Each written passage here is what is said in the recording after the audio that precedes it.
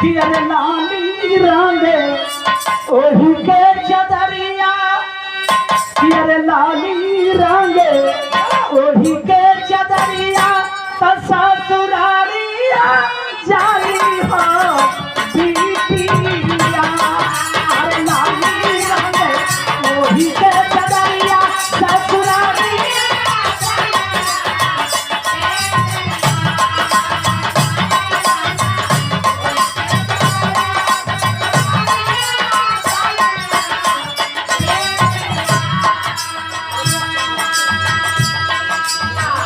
रमेश प्रधान भी लिखे हैं क्या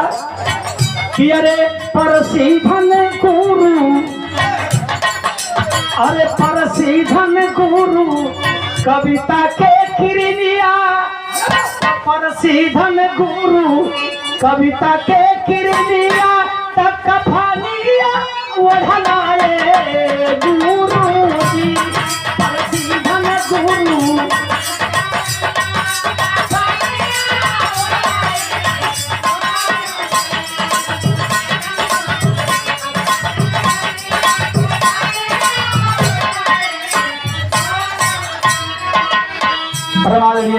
हमारे गुरु कविता के किरनिया तक फानिया ओढ़लाए गुरु जी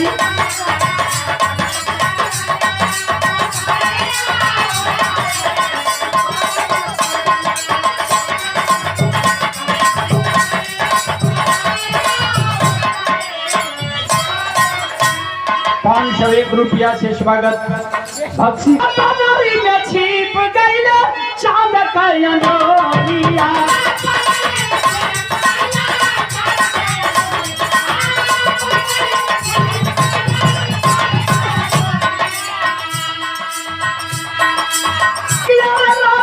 धियारी कब धियारी कब उगिनाया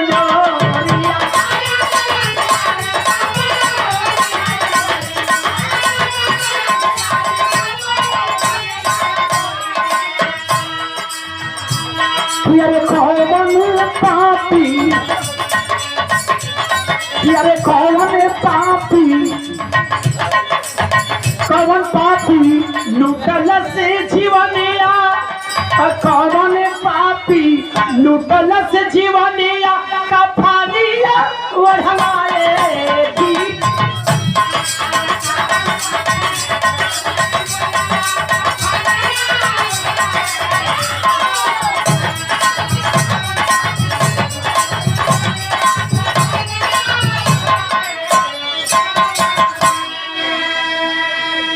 एक लाइन बड़ी नमूना सोचे वाली बात कि अरे हम हन के कोई भी हम हन के कोई भी हम बाकी ना उजार हो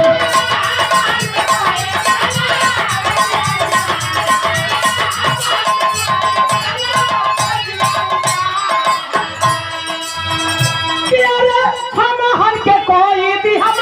बाकी ना उजार हो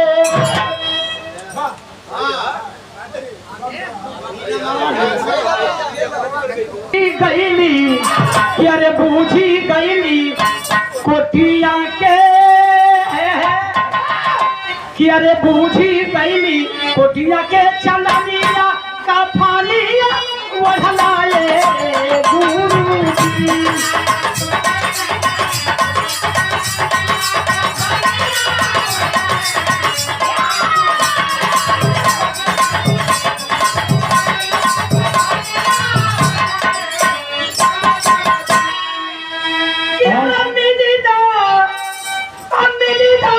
मूर्तिया कब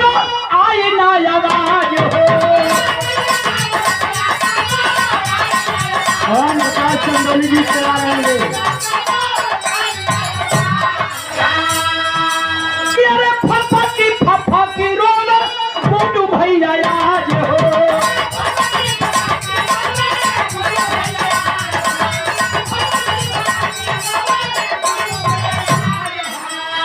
अरे राही राही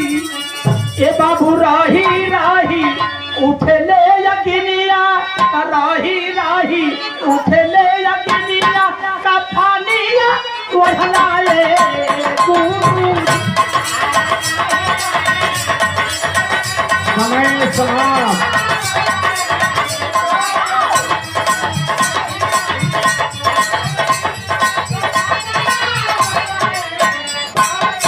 अरे गुरु मौला दल गंज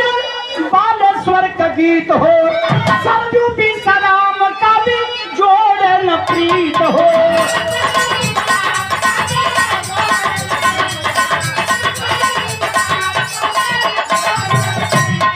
अरे तब शिवजी यादव शिवजी यादव गावेला भजनिया फनिया वढ़लाए।